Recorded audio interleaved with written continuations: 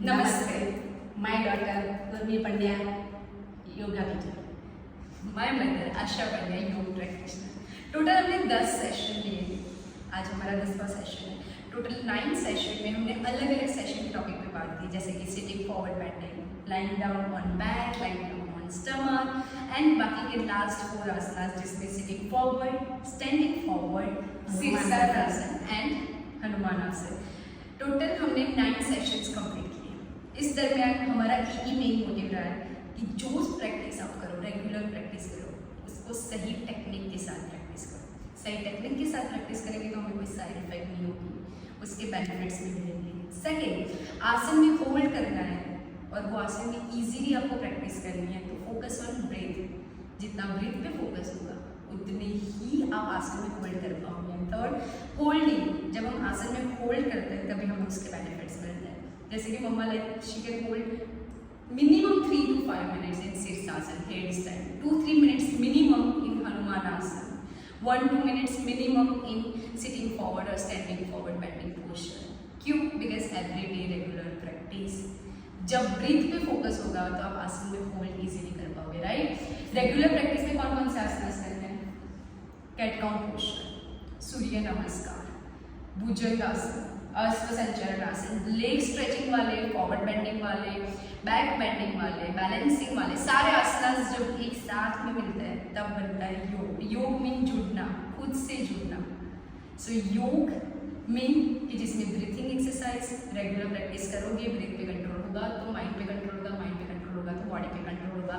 BMS, body mind soul, 3 चीज़ों पे focus तक का होगा जब हमारा फोकस ब्रीथ पे होगा। ब्रीथ पे कंट्रोल होगा तो माइंड पे फोकस होगा, फोकस एंड कॉन्सेंट्रेशन इंप्रूव होगा, बॉडी पे फोकस होगा। बिल्कुल बॉडी आप जो भी आसन कर रहे हो इसमें होल्डिंग कर पाओगे, focus and concentration power improve होगा। सो इसीलिए योग में खुद से जुड़ना। जब हम योग में कोई भी आसन की प्रैक्टिस कर रहे हैं और उसमें होल्डिंग कर रहे हैं तो हम प्रेजेंट में जी रहे हैं।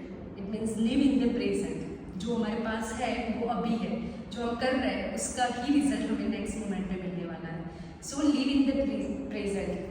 जब हम जो कर रहे हैं उसमें 100% देंगे तो हमें उसके रिजल्ट मिलने ही वाले। सो मेन हमारा 10 सेशन का मोटिव था कि सही टेक्निक के साथ कैसे प्रैक्टिस की जाए। बहुत सारे लोगों के क्वेश्चन होते हैं कि एज ग्रुप कंपलसरी है कि हम ये एडवांस आसन करें तो ये एज में नहीं करना है या एज में करना है।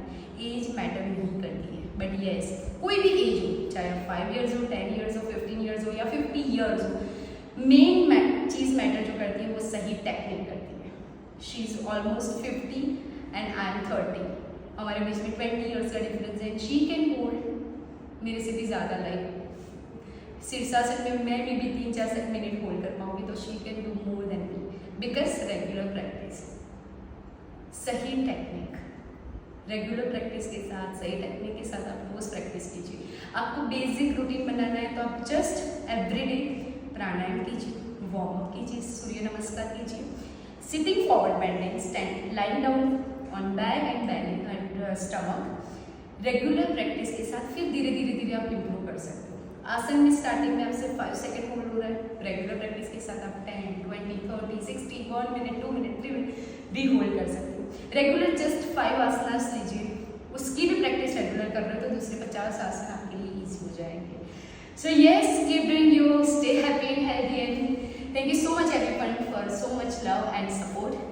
See you again and yes, keep doing your, stay happy and healthy. So thank you.